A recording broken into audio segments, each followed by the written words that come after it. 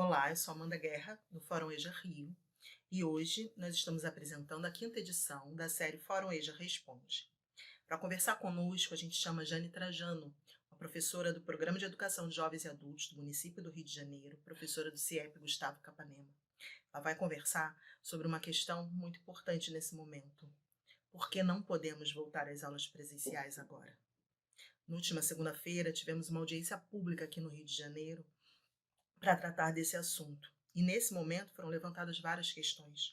Hoje, Jane traz muito diálogo, muita conversa, muita reflexão sobre a EJA, não só do Rio de Janeiro, mas sobre as especificidades da educação de jovens e adultos e sobre a possibilidade ou a impossibilidade do retorno às aulas presenciais nesse momento. Com a gente, nosso muito obrigada, Jane Trajano. Bom dia, boa tarde, boa noite a todos aqueles que me veem e me ouvem. Eu sou Janete Trajano da Silva, sou professora da Rede Pública Municipal de Caxias, eu atuo nos anos iniciais nessa rede e sou professora da Rede Municipal do Rio e atuo como professora orientadora do Programa de Educação de Jovens e Adultos, no PEJA. Eu gostaria de iniciar minha fala agradecendo o convite do Fórum EJA Rio. É um prazer estar nesse espaço, um espaço que eu considero um espaço solidário, de trocas, de diferentes saberes, de diferentes sujeitos que fizeram por opção investirem, atuarem, pensarem, produzirem conhecimento sobre educação de jovens e adultos, sobre educação de um modo geral e sobre educação como um direito e como possibilidade de emancipação e de libertação, né? Então é muito legal a gente se sentir pertencente a um grupo ou a um espaço onde a gente reconhece nos outros sujeitos, né, a possibilidade do diálogo, a possibilidade do crescimento coletivo e de um pensamento que é comum para a construção de uma sociedade menos desigual. Então, eu fui convidada a pensar, com vocês sobre por que não voltar às aulas presenciais, né?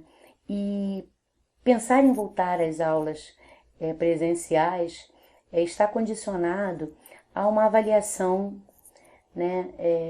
dos profissionais que se dedicam a isso, a estudar esse momento difícil, a produzir conhecimento e a enfrentar esse vírus que tem matado e tem trazido muita dor para muitas famílias na cidade e no país e no mundo, né?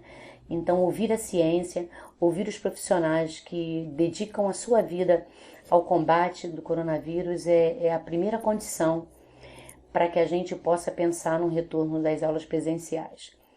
Um segundo aspecto é conhecer e compreender e participar dos planejamentos que são pensados para esse retorno, né? Então, ontem nós tivemos uma audiência pública com a secretária municipal do Rio de Janeiro e a Câmara dos Vereadores, onde estavam presentes vários coletivos que trouxeram suas avaliações, seus argumentos, a realidade vivida por cada um, o dilema vivido por cada um segmento, né?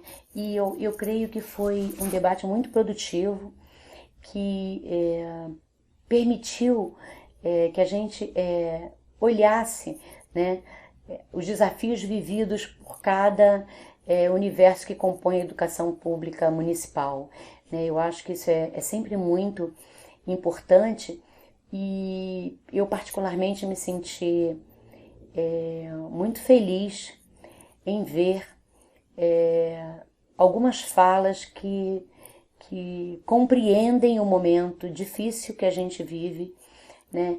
E compreendem que um momento de retorno seria irresponsável e muito arriscado, né? Então, voltando para a questão do planejamento, né, eu acho que é muito importante que nós, professores, funcionários, estudantes, a sociedade civil organizada, que todos possam compreender e saber o que pensa o poder público, quais são os investimentos que serão feitos para que seja garantido esse retorno de forma segura, né? Agora, e alinhado ao planejamento, tem outra questão que eu acho de suma importância, que é dar centralidade aos sujeitos que compõem os coletivos escolares, né? Quem são os estudantes que compõem a educação de jovens e adultos? Quais são os desafios que eles enfrentam? Muitos alunos nossos estão enfrentando uma luta dupla, que é uma luta contra o vírus. Muitos já perderam familiares. A gente tem relatos de alunos que perderam. Nós perdemos alunos no PEJA, temos alunos que perderam seus parentes. Então são estudantes que enfrentam desafios muito sérios, muito grandes. Muito poucos tiveram acesso às políticas de distribuição de renda oferecidas pelo governo, cesta alimentação distribuído pela prefeitura na primeira vez, cartão alimentação. Então a gente tem estudantes que estão excluídos de muitas ações que poderiam amenizar esse momento, que é um momento muito difícil, né? Então, trazer esses sujeitos para o centro do planejamento, entender como é que vamos atendê-los, entender quem são os estudantes, quais são as suas faixas etárias, quais são quem pertence ao grupo de risco, mapear isso é muito importante nessa modalidade para que a gente possa voltar com acolhimento a esses estudantes, né? E aí trazer esses estudantes para o centro requer também pensar nessas condições concretas de trabalho que são geralmente ausentes, principalmente nas escolas que possuem PEJA noturno, não é? Então, no PEJA noturno, a gente tem uma dificuldade muito grande com a questão ligada à higiene, dos banheiros, dos espaços coletivos, das salas de aula. Então, são questões que são muito delicadas e que precisam ser bem pensadas para que a gente possa retornar com segurança. Outros sujeitos muito importantes para trazer para o centro são os professores, né? Nós, professores, estamos em trabalho remoto, mas não estamos em trabalho remoto, não estamos parados. Cada unidade escolar, dentro das suas possibilidades, buscam manter um contato com os seus estudantes, buscam saber como eles estão, buscam prestar algum tipo de solidariedade, quer seja através de um contato, do contato visual, através dos WhatsApp daqueles que têm, porque também sabemos que muitos dos nossos alunos não têm acesso e não têm intimidade com as mídias, tanto o Facebook quanto o WhatsApp. Não é uma realidade que todos os brasileiros, todos os estudantes tenham celulares, e muitas vezes quando tem um celular, esse celular serve a uma família só, né? Assim como acontece com a gente, né? Muitos professores estão em casa e o seu celular ou o seu computador é que vai atender ao companheiro que está em trabalho remoto também, vai atender ao filho que está em ensino remoto. Então, em alguns momentos, as situações vividas pelos nossos alunos em graus diferentes é vivido também por muitos dos nossos professores, né?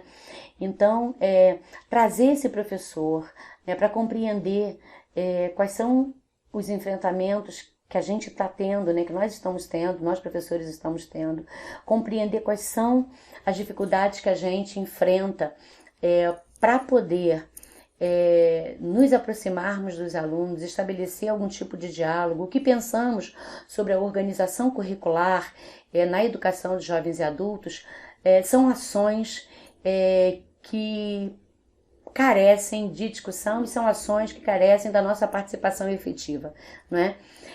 Ontem a secretária nos informou que estará trabalhando com a representatividade, né? A representatividade presente nos conselhos. Esses conselhos, eles precisam dialogar com o campo. Então, qual é a discussão que o conselho de professor vai fazer com os professores que estão no campo? Essa discussão precisa acontecer. As escolas precisam efetivamente estarem falando nesse momento, falando de suas realidades. Então, nesse momento, essa questão do planejamento, ela não passa só pelas condições concretas de trabalho, ela passa também pela questão da escuta do que cada unidade escolar, do que os seus profissionais têm a dizer sobre as realidades que tiveram, que deixaram antes da pandemia, né? Que antes da pandemia as condições concretas para uma educação de qualidade já não existia, né? Em muitas escolas sucateadas, muitas salas em situações precárias, sem ventilação, com condições de higiene muito precárias, muitas escolas sem o básico do básico, sem a internet, né? sem os equipamentos para que a gente possa ter aulas que a gente considere que faça essa conexão com a tecnologia. Muitas vezes nós, professores, que levamos os nossos equipamentos para projetar um vídeo, um documentário, para gravar um documentário com os alunos. Então, não podemos voltar da forma que saímos, nas condições que saímos, né? Eu sei que pensar numa rede do tamanho da rede do Rio de Janeiro é um desafio, e é um desafio que não pode ser enfrentado apenas pelas escolas, apenas pelas CREs ou pela Secretaria Municipal de Educação, emanando ações sem que ouça, sem que escute efetivamente e não apenas simbolicamente as pessoas que estão no campo, né? E isso pressupõe considerar as especificidades de cada modalidade de educação, né? Então, a educação de jovens e adultos, ela por si só reúne uma diversidade muito grande de sujeitos e de condições de aprendizagem, de condições de vida, né? Que requer uma discussão sobre as condições concretas, sim, mas também sobre como esses alunos serão recebidos, acolhidos, como se dará essa organização pedagógica, como será o calendário proposto, né, para esse retorno. Então, pensar isso, eu acho que são condições importantes para que a gente possa pensar nessa volta às aulas presenciais, né? Eu acredito que cada coletivo de EJA, né, tenha um compromisso, assim como os outros professores de outros segmentos também, tenham um compromisso muito grande com a modalidade na qual atua, né? A gente, pelo menos a experiência que eu tenho no Rio de Janeiro, né?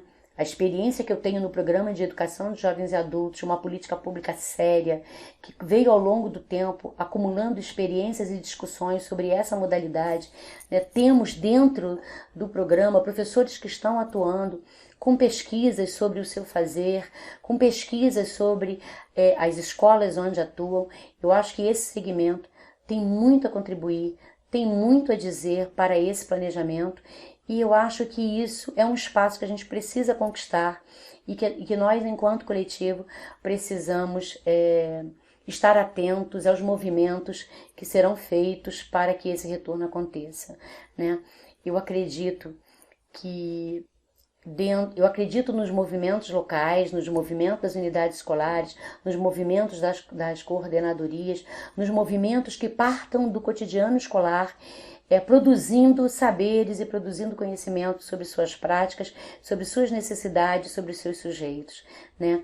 Eu acredito na força desse coletivo, de professores que atuam na educação pública, porque você ser professor da educação pública nesse país onde a gente tem um sucateamento da educação, da cultura, da saúde, dos direitos, né?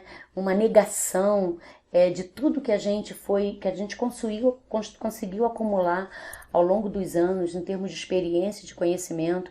Então, ser professor na rede pública é ser um profissional resistente, resiliente, mas, acima de tudo, consciente do papel que ocupa e do lugar onde escolheu estar para fazer a diferença nessa sociedade tão desigual, né? Isso passa por formação, isso passa por organização nos seus grupos de atuação, isso passa pela compreensão dos sujeitos com os quais ele atua, seja ele o pequenino, seja ele o menino, a menina, seja ele o adolescente, seja ele o jovem, seja ele o adulto, seja ele o idoso, e tentando compreender quais são as potencialidades que esses sujeitos têm para construir conhecimento, para ter voz nos espaços onde eles são estudantes, nos espaços onde eles são, acima de tudo, cidadãos, né?